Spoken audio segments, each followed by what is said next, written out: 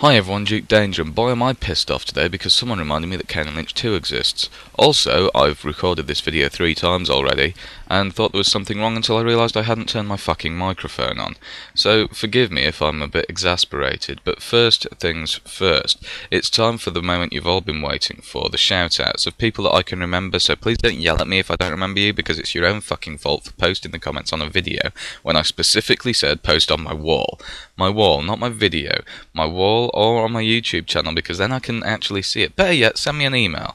Who knows? I'll put my email address in the fucking field so that you can email me, and then I know, so it doesn't get lost under a trail of shit. So yes, I don't mean to blame you, but it's your fault.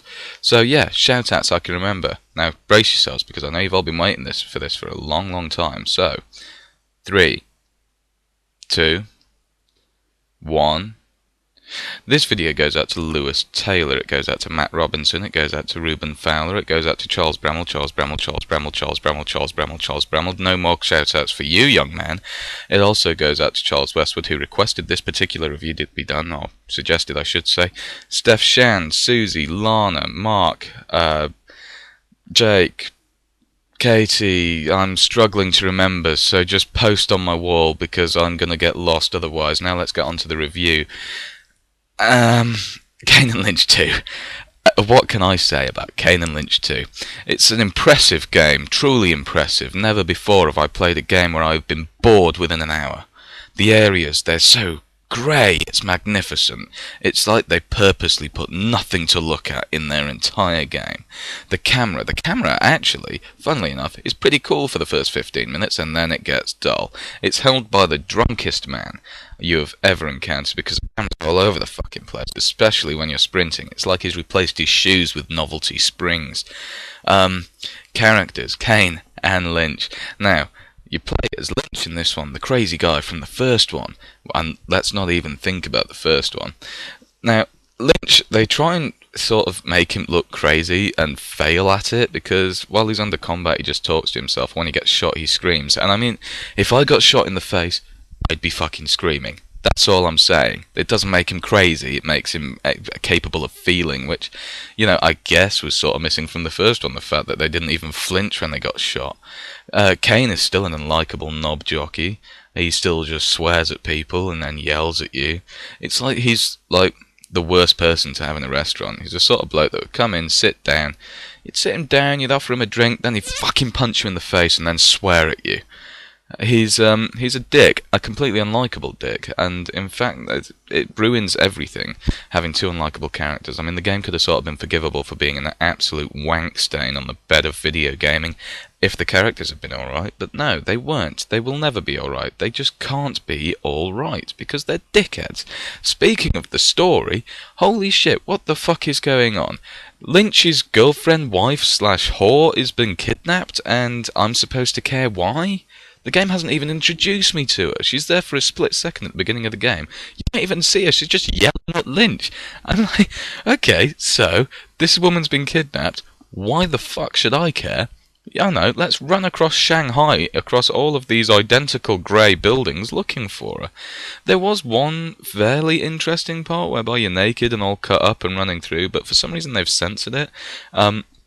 But you're running through the streets after being tortured, and that alleviated the boredom for a split second, but not enough for me to actually give a shit.